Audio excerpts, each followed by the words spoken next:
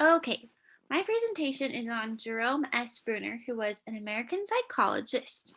He was born in New York, New York, and he was born in 1915 and died in 2016. He studied at Harvard and Duke University, and then later he taught at Harvard. He was super influential in the world of psychology, especially with cognitive development, and he was a constructionist. Um, An interesting fact about Jerome Bruner is that he was born blind and was blind until he was 2 years old. At that time, he had an operation, a cataracts operation, and his vision was restored, which is pretty cool. Jerome Bruner is most known for his theory of cognitive development. He believed that education should be based on intellectual development and problem solving, on experimenting, rather than memorization and just listening and memorizing facts.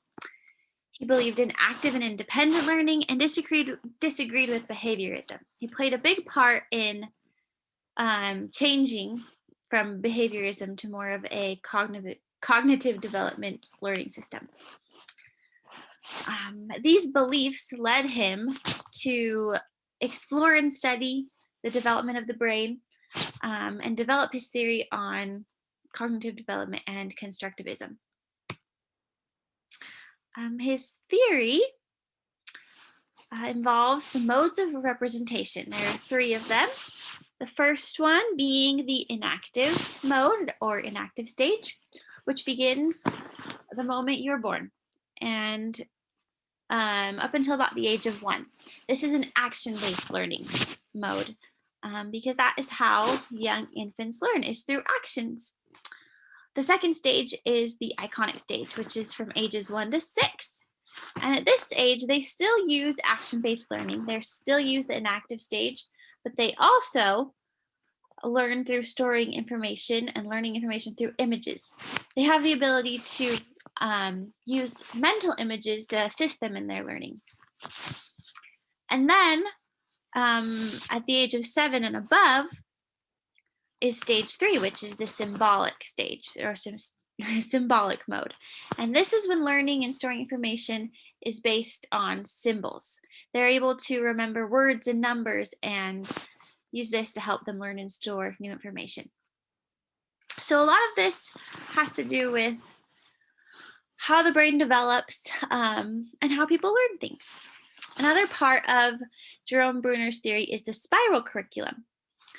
The spiral curriculum is a method of learning and teaching where teachers will gradually increase the difficulty of the subject being taught. They'll start very basic, wherever the learner's ability is at, and then gradually teach more complex parts of the subject. And the theory behind this is that a child of any age can learn about any subject if you start simply enough and then gradually increase the difficulty, and also go back and review what has been learned and add to it.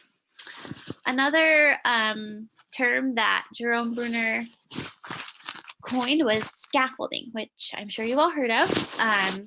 Scaffolding is social support in learning. It's the support of a teacher or a mentor.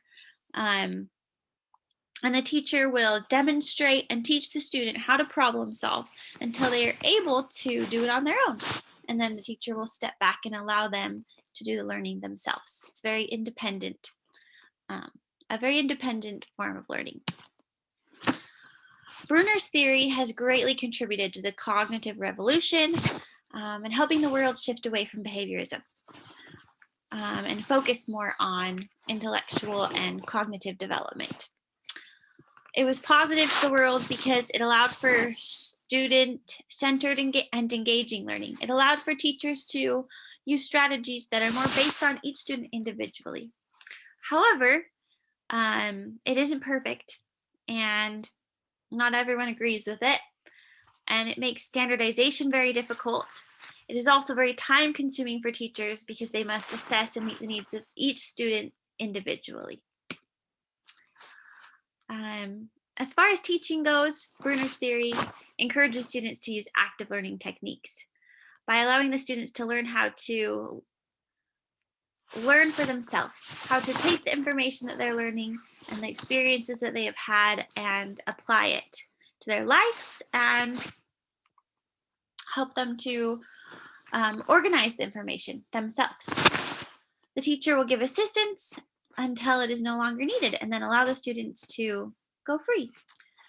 By using the spiral curriculum, teachers will start simple when teaching and gradually increase the difficulty, go back and review, and teach students according to their individual knowledge of the subject and their individual ability to learn.